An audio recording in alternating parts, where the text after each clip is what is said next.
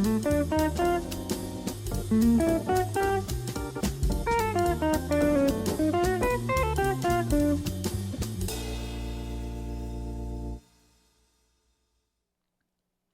everybody, welcome to Line of the Week number 155, Motif Development Using Melodic Rhythms. It's time again to take another rhythm, add notes to it, and then improvise with it over tunes. This is called Motif Development. Let's review some of the common tools improvisers use to develop motifs.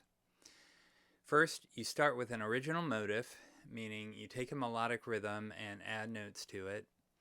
Then you've got variation, same notes, different rhythm, or same rhythm, different notes. Extension, adding new material immediately before or after to either the original motif or a fragment of the original motif.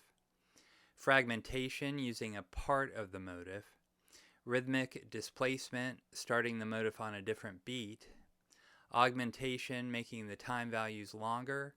Or diminution, making the time values shorter. For an in-depth explanation of these ideas, check out Hal Crook's book, How to Improvise. One simple way of working on motif phrasing is to practice four exercises as follows.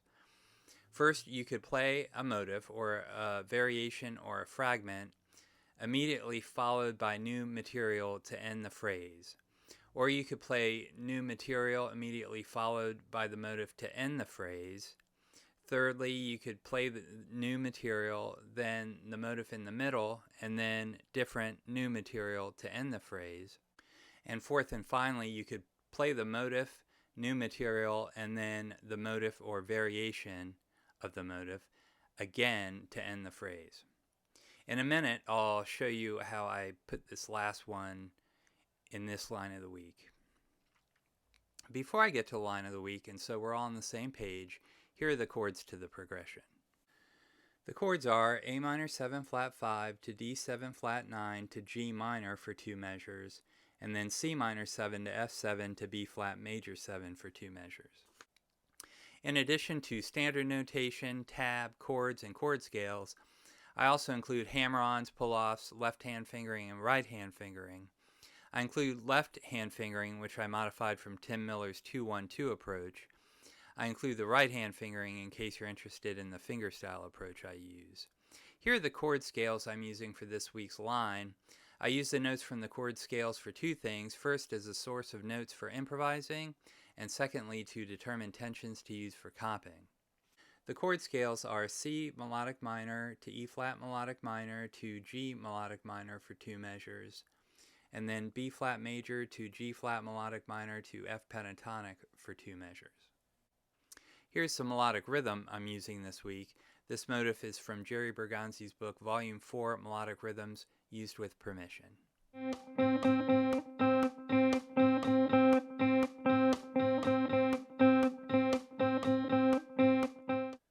You can try applying this rhythm to your own music and develop it using the tools I described earlier.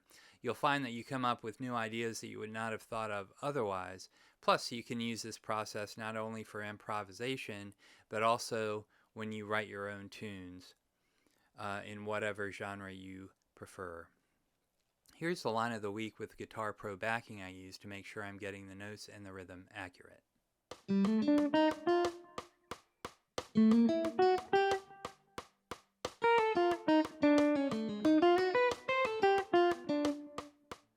So let's look specifically at this line of the week. In measure 1, you've got the original motif. In measure 2, you've got a rest. In measure 3, you've got a variation of the original motif. In measure 4, you've got another rest. In measures 5 to 7, you have a variation of the motif, then new material, which is an extension, and then another variation of the motif to end the phrase. In measure 8, you have another rest. Also, note the point of resolution of tension by half step. At the point of chord change, it's important to resolve non-harmonic tones, meaning avoid notes or disagreeable tones, by half step to an agreeable note. You can resolve tension either directly, meaning immediately, or indirectly, that is within a beat and a half. In other words, at the point of chord change, you only leap from a note if it's agreeable, harmonic, to both the chord of the moment and the next chord. Otherwise, you need to resolve the note, preferably by half step. These will give your lines kind of a smooth, natural resolution of tension. In this line of the week, check out the end of measure 6 going into the beginning of measure 7. Note B, tension flat 5 under the F7 chord, is resolving by half step to note C, tension 9 under the B flat major 7 chord. So that's all for this week. Thank you very much for watching, and we'll see you next week.